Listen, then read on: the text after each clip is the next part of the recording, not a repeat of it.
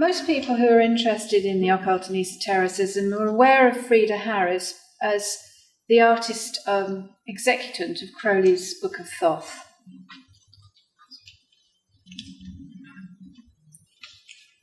Her collaboration with Crowley enabled her to explore esoteric subjects in depth and encouraged her to portray these subjects in her artwork.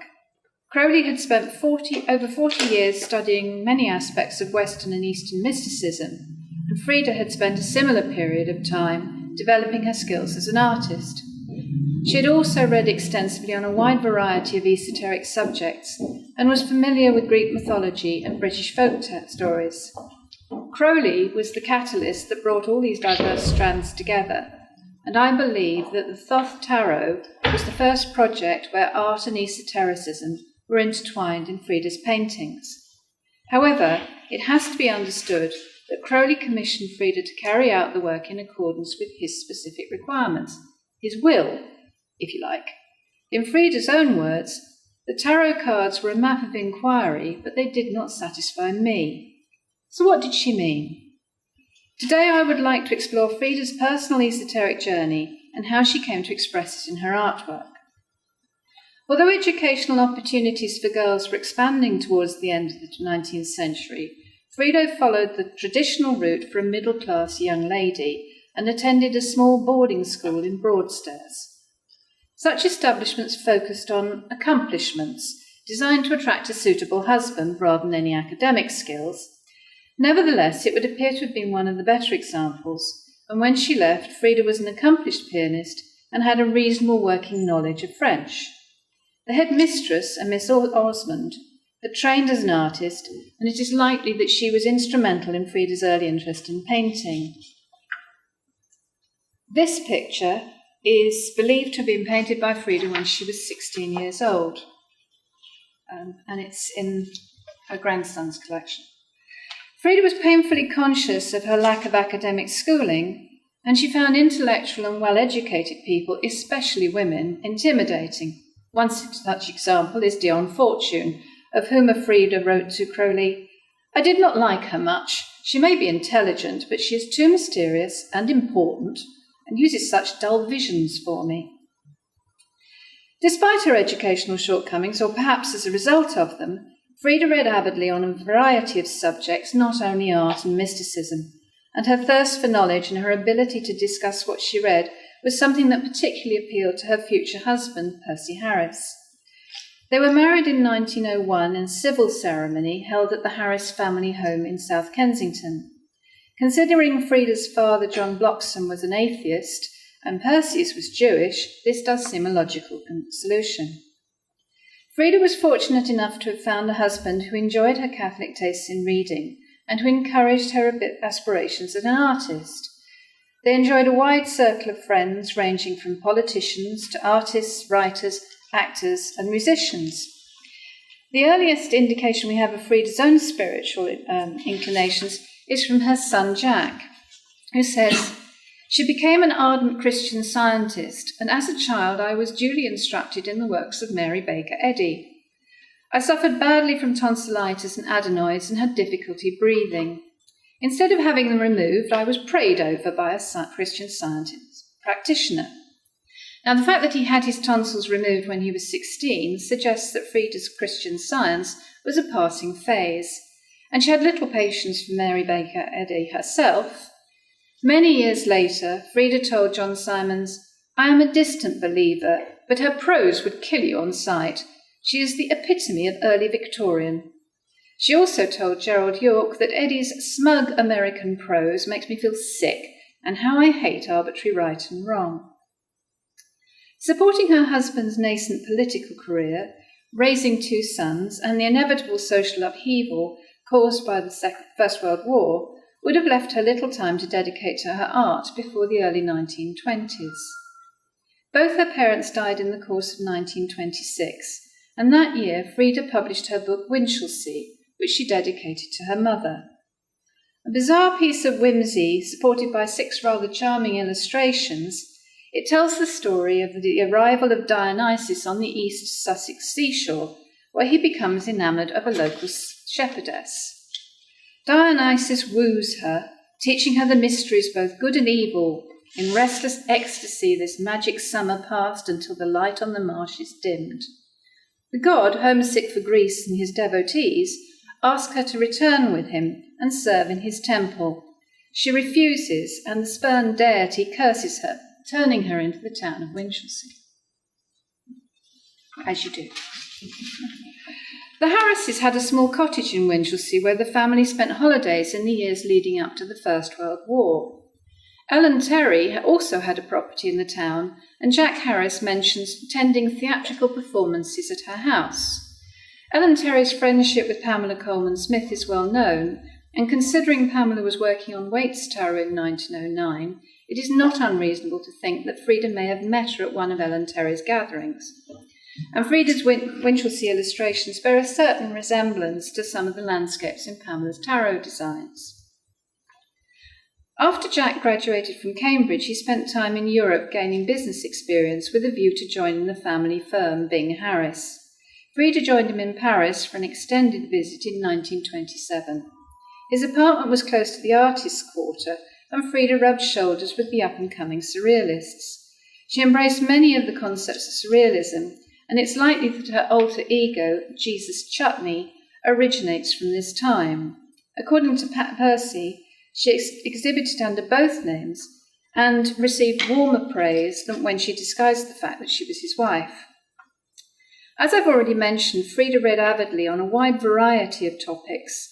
The large collection of her letters and documents held in the William Holt papers in the West Yorkshire archives included notebooks listing books she was packing for an extended stay in the south of France. Many of these are about art and artists: Dali, Max Ernst, Stanley Spencer, whom she knew through his friendship with her brother Astley, Picasso, Modigliani, Henry Moore, Albrecht Dürer, Hieronymus Bosch, and Georges Braque. She was also passionate about William Blake and accumulated a valuable collection of his books and drawings, including a first edition of Proverbs of Heaven and Hell, and she passed these on to her grandson Christopher several months before she died.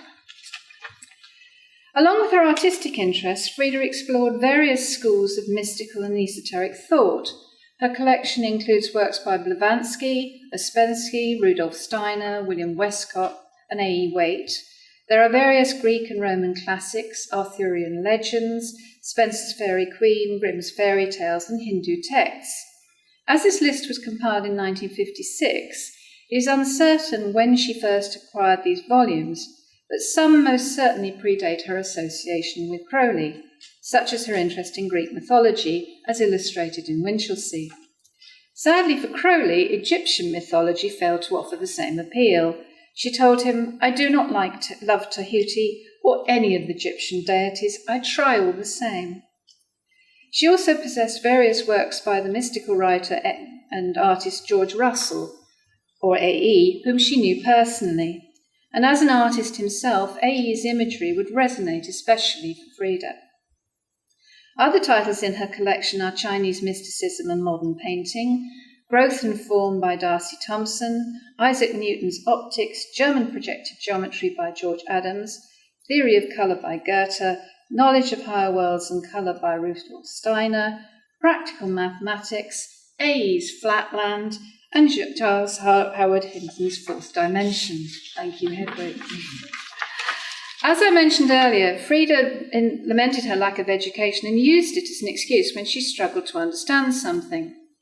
In a letter to Crowley, she describes herself as being only just below subnormal intelligence. And next to this, Crowley has underlined it and written, "True." Fair enough, but he was perfectly aware of her intellectual capacity.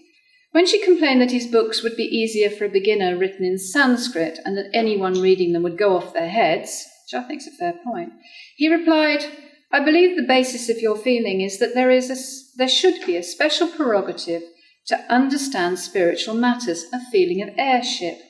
Bertrand Russell is certainly 1,000 times more difficult than ever I am, but you understand him better because you accept the postulate that subjects like these must be worked on, whereas with me you are annoyed." Indeed, Frieda's studies encompassed mathematical and philosophical discourses that would defeat many inspired aspiring students. The fourth dimension is a case in point. According to Linda Dalrymple Henderson, who's been writing my script, thank you, Hedwig, the fourth dimension was not simply a mathematical or geometrical notion, although its roots were in the field of n-dimensional geometry developed in the mid-19th century. Through popular literature on the subject, the fourth dimension had accrued a variety of non-mathematical associations by the end of the century, including connections to both science and science fiction, as well as idealist philosophy, infinity and the sublime, and the evolution of consciousness. Prior to Einstein's theories in relativity and the emergence of quantum physics, scientists believed that space was comprised of the ether, through which waves were transmitted, and the fourth dimension was seen as a link to an invisible universe. Mystics and philosophers held that the fourth dimension was something other, outside physical reality. As Henderson observes, it is little wonder that Plato's allegory of the cave, with enchained prisoners mistaking two-dimensional shadows for true reality, became a standard feature of discussions on higher dimensional space. Notable proponents include Ouspensky and Rudolf Steiner, who incorporated these concepts into his own theories on the astral plane, geometry, mythology, and alchemy, and another example is Hinton. As our world in 3 dimensions is a shadow or plane world, so is the higher world to our 3-dimensional world. That is, the higher world is 4-dimensional. The higher being is, so far as its existence is concerned, apart from its qualities, to be sought through the conception of an actual existence spatially higher than that which we realize with our senses. Writing to William Holt, Frieda says, "Thinking of space, here is enclosed some speculations by Hinton on the nature of space, and it is curious his broodings on a vortex. The inside-out quality of the fourth dimension is grand. It explains death and sudden vision, and it must be perpetual, and it also does away with opposites. See it? I only do in hiccups." It is easy to understand why Frieda used the projective geometry she studied with George Adams and Olive Witcher in her Thoth tarot paintings. Although Crowley was happy for Frieda to employ these techniques in the Thoth images, he had reservations about Frieda's involvement with anthroposophy, and he had absolutely no time at all for Adams. In his diary, Crowley wrote, "At last I dug out this rot about moving lines, generating curves in perspective. Schoolboy geometry. He calls it the new geometry. She knows Adams is a fraud, would just hate to have it proved to her." Frieda did fight back. "I go to Adams for geometry only because he teaches me how to draw the plane figures like a spiral and lemniscate correctly, and he has a glimmer at what I want when I say, how does it look in perspective? But he is frightened of life and does not comprehend the burning loveliness of it, which is solid, not diagrammatic." Crowley wanted an artist to illustrate his tarot, and with her artistic credentials and his esoteric interests, Frieda was a perfect candidate. For her, this was an opportunity to study the occult in depth with a master. As Frieda had already passed through various degrees of a Masonic order, Crowley affiliated her to the equivalent level in the OTO, and she also joined his Magic Lord at the AA. In his diary entry for the 3rd of May 1938, Crowley recorded, "She is definitely now a pupil." She undertook a course of instruction which encompassed Greek and Hebrew alphabets, the Kabbalah, Chinese I Ching, or Yi King as Crowley preferred to call it, Rosicrucianism, yoga, Buddhism, and astrology. Although Frieda used humour to deflect her insecurities, as could be seen in this cartoon, her frivolous attitude frustrated Crowley, who had serious concerns about her dedication to her magical studies, and especially Thelema, certain aspects of which Frieda openly admitted defeated her. "I have ploughed and stodged and tried to keep awake while I read to me the unnecessary rules of the OTO. All these I seem to have attempted to put into practice all my life without the interference of what seems to be the dangerous element of an inquisition, or the benevolent, or not, dictator. I must confess that apart from knowing that Thelema means will, which now I know that I have asked you quite wantonly and apologise, Apart from this, Thelema has a separate personality for me in the shape of a Miss Thelema, who is very precise and belongs to organisations like WACS, RENS, liberal associations, and all the functional unrealities. She always wears white and interferes with me and makes me work hard, and I hate her. The practice of bhakti, or deity devotion, was part of some initiates' magical training, and Frieda chose Mercury. In the Hermetic tradition, the Roman Mercury evolved from the Egyptian Thoth, god of magic, writing, and wisdom, who acted as the messenger of the gods. Thoth can be portrayed as either an ibis or a baboon. The image of Mercury was also used to represent the magus or the magician of the Thoth Major Arcana, and Frieda's letters are full of playful references to both the painting and her chosen deity. Writing to tell Crowley about a broken wash basin, Frieda begins, "Just imagine what happened. Mercury is in a very ape-like mood." In another letter, she jokes about not being able to work on the tarot painting. "I can't do Mercury. I have invoked Jupiter to call him off, and he is coming to stay with me for 3 weeks. In other words, Percy is going to have another holiday." When Crowley and Frieda fell out over her decision to exhibit the tarot without consulting him, Crowley shared his concerns with his friend Ben Stubbins. She would not invoke Mercury properly and got obsessed by the cynocephalus over a year ago now, and has made blunder after blunder. She has ended by a really foul insult to Mercury, showing as Trump won, the juggler, a horror most unspeakable. The worst of it is he will punish her most terribly. Of all the gods, Mercury is the easiest to offend, the hardest to propitiate. He has no human feelings at all. Truth is the one virtue that appeals to him. Frieda went to enormous lengths to portray Crowley's vision appropriately, from seeking out examples of physical objects like swords and flails to applying the exact colour scales as originally defined by the Golden Dawn. Hebrew characters, astrological and planetary correspondence were all equally significant. It was Frieda's idea to produce an entire deck, something Crowley freely acknowledged. "It is entirely due to your genius. It is you who have goaded me into getting the heart out of the whole business and taking each card separately as an individual masterpiece. The result is that any given card is something immensely beyond anything that I had ever contemplated. I did not really get any definite idea in my head for any card except 1 or 2 that I have seen in vision." And there we have Frieda's problem. It was his vision. The original 6 months he'd estimated, after all Pamela Coleman-Smith's designs were completed within a similar time frame, stretched to over 6 years. But at the end of the day, it was still Crowley's interpretation of the mysteries, and not hers. If we look further at the letter I quoted in my introduction, we can see Frieda's issue. The tarot cards were a map of inquiry, but they did not satisfy me. You insisted on their representation in human form, and that is not how I think as an artist.